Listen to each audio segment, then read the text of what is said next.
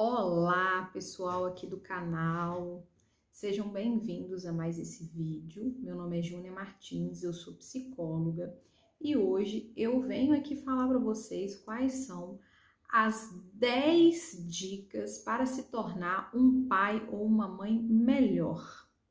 Vocês vão ficar surpresos com essas dicas. Se vocês ficaram curiosos, fica ligadinho aí até a 10ª dica que você vai gostar. Então, vamos lá. Primeira dica para você ser um pai e uma mãe melhor. Cuide de você, goste de você, seja prioridade na sua própria vida. Contraditório, né? Eu achei que eu deveria cuidar do meu filho para eu ser uma mãe melhor, um pai melhor. Sim, cuidar do seu filho também é importante. Mas você só vai conseguir fazer isso se você estiver bem, feliz, com a sua saúde mental em dia. Se você estiver estressado, com raiva, infeliz, nervoso, provavelmente essas emoções vão te prejudicar a ser um bom pai ou uma boa mãe. Você pode até mesmo descontar essa sua frustração em cima dos seus filhos. Então, como que você pode se tornar sua prioridade e ser, aí mais cuidadoso com você mesmo? Mantenha sua individualidade, mesmo tendo uma família a zelar. Tenha momentos de autocuidado onde você sai, fica sozinho, ou encontra com amigos, ou liga para um amigo, né? Já que a gente está agora nesse momento de pandemia. Tenha uma rede de apoio, outras pessoas que possam ficar com os filhos e dividir com você esses cuidados. Gostaram dessa dica? Então fica aí que eu vou te dar a dica número 2 para você ser uma mãe e um pai melhor para o seu filho. Dica número 2, tenha paciência. Compreenda que a criança, ela não está fazendo ou se comportando mal para te afrontar ou para te manipular. Ela se comporta dessa forma porque ela ainda não compreende ou desenvolveu, suficientemente para compreender o que você espera dela ou o que as pessoas esperam dela. Então, é nosso papel acolher, ter paciência com esses comportamentos e ensinar para a criança o que é esperado dela, né? Por que não pode se comportar daquela forma, quais as consequências, esse é o nosso papel. Então tenha paciência, respire fundo, regule a sua raiva, o seu estresse e haja com a criança como um líder, um treinador e não como alguém que está ali para criticar ou para punir. Você tem algo a ensinar. Então, aproveite essas oportunidades, esses erros, como grandes oportunidades para ensinar ou aprender alguma coisa com o seu filho. Dica número 3. Eu vou ir olhando aqui ao lado, tá, gente? A minha colinha para não esquecer, porque são muitas dicas. Dica número 3. Evite comparações. Não é legal a gente ser comparado, não é mesmo? Você como adulto, se alguém vira para você e fala: olha, a sua irmã é melhor ou mais inteligente que você. A sua prima, ela faz uma comida melhor do que a sua. A gente não gosta de comparações, não é mesmo? Porque as comparações, elas são injustas, porque cada pessoa é de um jeito e cada ser humano tem as suas próprias forças e portanto, limitações e forças diferentes. Sua criança não é diferente, ela também vai se sentir inferiorizada se você ficar falando para ela que o coleguinha, ou o primo, ou o irmão é melhor que ela em alguma coisa. Então, tente entender que ela é única, ela é singular. Portanto, comparações não ajudam, pelo contrário, baixam a autoestima da criança. Ok? Dica número 4.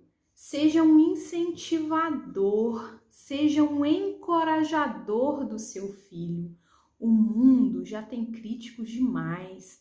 Nós recebemos críticas a todo momento. Então, seja aquele pai, aquela mãe que compreende aquela limitação e fala assim: olha, eu entendi que você errou aqui, mas como você pode fazer diferente? Vamos pensar em como nós podemos mudar isso daqui ou fazer isso aqui diferente? Encoraje a sua criança a enfrentar o medo, a enfrentar um erro, né, sem se depreciar diante dele. E a gente faz isso não criticando, né, mas encorajando a criança a superar e a vencer aquilo que ela fez que não é legal, aquele comportamento que foi desadequado, né? Então, por exemplo, se uma criança quebra algum objeto e aquele objeto é muito importante para você, ao invés de criticá-la e dizer, olha, você é um descuidado, um desastrado, olha o que você fez com o meu vaso. Você pode dizer, olha, compreendo que você não teve a intenção de quebrar o meu vaso, mas esse vaso era muito importante para mim. Como podemos resolver isso? Talvez a criança se ofereça, né, para comprar um outro vaso para você com a mesada dela. Ou você pode sugerir que ela faça algumas tarefas e receba por essas tarefas para comprar um outro vaso. Isso é encorajar a enfrentar, ao invés de estabelecer rótulos e fazer críticas o tempo todo dos comportamentos, né, que não te agradam. Dica número 5 ou 6, pessoal? 5, né? Olha, eu esquecendo, me ajudem aí. Dica número 5. Pergunte o que a criança pensa para você compreender o que ela sente e por que ela se comporta dessa forma. Ao invés de tirar suas próprias conclusões e sempre ir pelas suas crenças, tente entender como que a criança pensa, né? Para você conseguir aí compreender o comportamento dela, por que ela está agindo daquela forma. Sempre vai estar ligada a um pensamento, tá ok? Dica número 6. Fale menos e haja mais. As crianças, elas têm um limite aí de informações que elas conseguem dar conta. Então, se você é aquela mãe ou aquele pai que fala muito, quando você terminar de falar, a criança já esqueceu por que você começou aquela conversa, o que você espera dela. Então, use menos palavras, certo? Olha, vou te dar um exemplo. Tá na hora do banho e a criança está assistindo o desenho favorito dela. Você pode dizer para ela: entendo que você está assistindo o seu desenho favorito e está na hora de ir para a aula online. Você quer ir para a aula online, fazer sua aula online sentado na mesa da cozinha ou sentado na escrivaninha do seu quarto? Você falou pouco, você deu duas opções, né? Deixou a criança escolher o que ela queria, que era melhor para ela, e você também foi firme. Então tente ser mais firme, com gentileza e com menos palavras, né? Uma criança está no parque, você falou para ela que está na hora de, em 10 minutos nós vamos embora, certo? A criança já, né, consegue ali começar a se organizar para ir embora. Em 10 minutos, ao invés de você ir lá e ficar explicando para ela por que você tem que ir embora, porque você tem que fazer janta, porque você tem que dirigir, vocês vão pegar trânsito, vocês vão chegar atrasados, você apenas olhe nos olhos dela, abaixe, fique da altura da criança e diga para ela: vamos, já deu o nosso horário. Pegue ela no colo e saia do parque. Dessa forma, a criança, ela compreende melhor o que você está querendo dela. Mais ações e menos palavras, ok?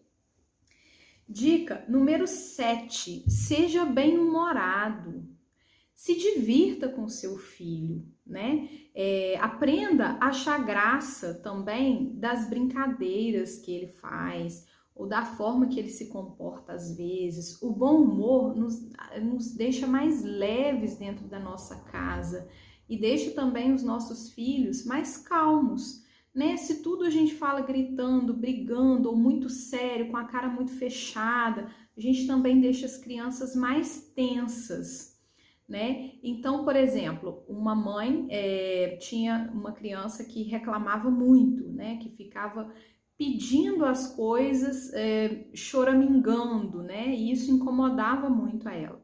Então, com o humor, ela resolveu encenar que quando ele estava ali resmungando, falando daquela forma mais infantilizada, que ela não conseguia escutá-lo, que ela só conseguia escutá-lo quando ele falava de uma forma mais clara e objetiva, né? Então ela disse: olha, quando você fala dessa forma, eu escuto só um zumbido, zum, zum, zum aqui no meu ouvido.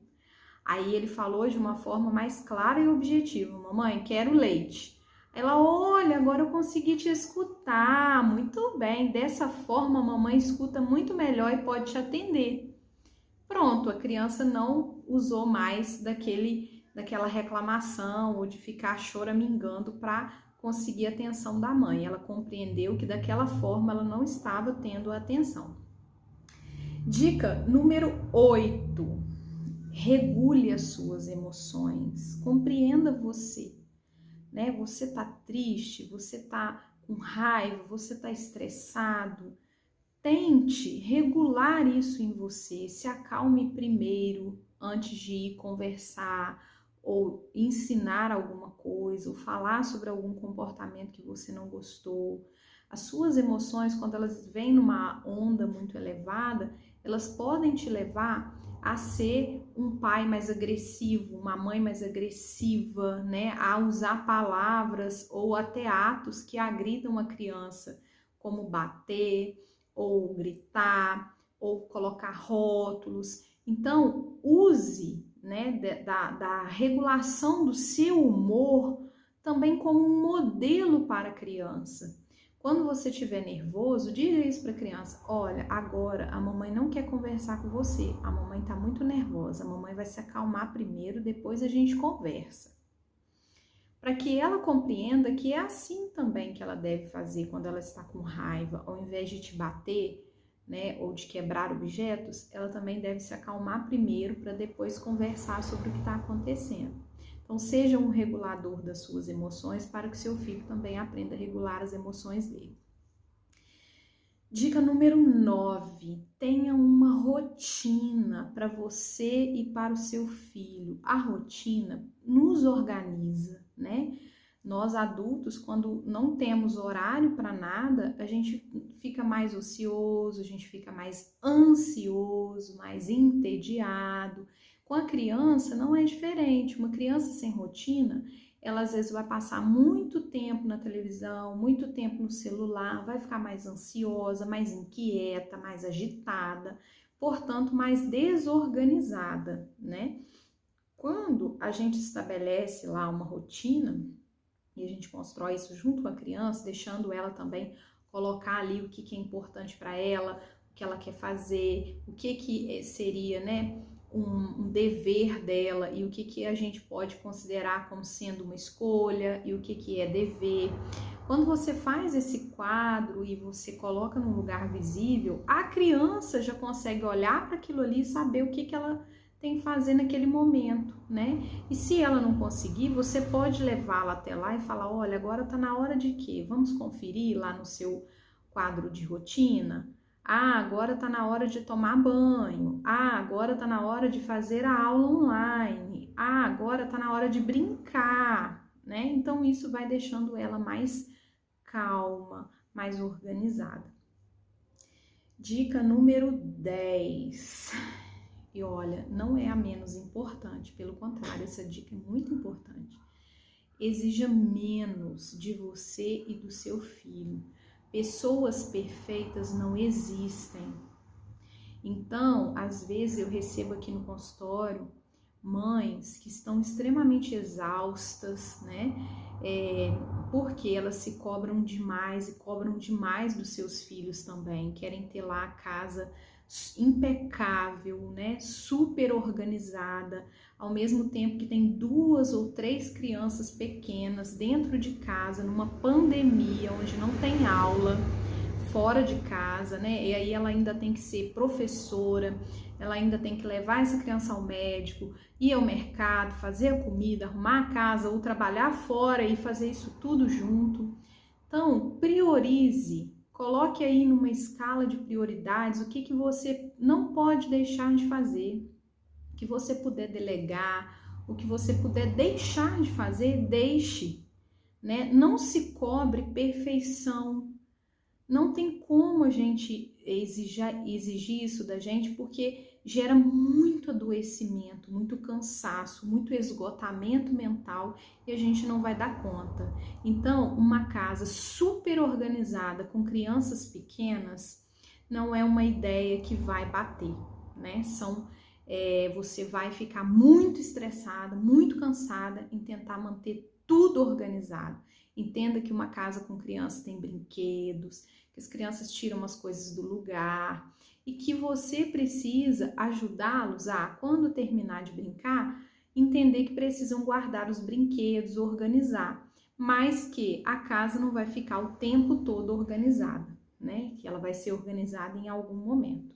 Espero que essas dicas ajudem vocês e se vocês gostaram, se não gostaram, se tem outras dicas de vídeo, deixa aqui nos comentários que eu vou tentar fazer vídeos que sejam mais interessantes, que possam ser melhor aí usados por vocês, tá bom? Pessoal, se você gostou, deixa o seu like aqui no vídeo para nos ajudar, se inscreve no canal para a gente continuar tendo incentivo para gravar vídeos para vocês, estudar temas interessantes que possam trazer benefícios. Um abraço e até o próximo vídeo.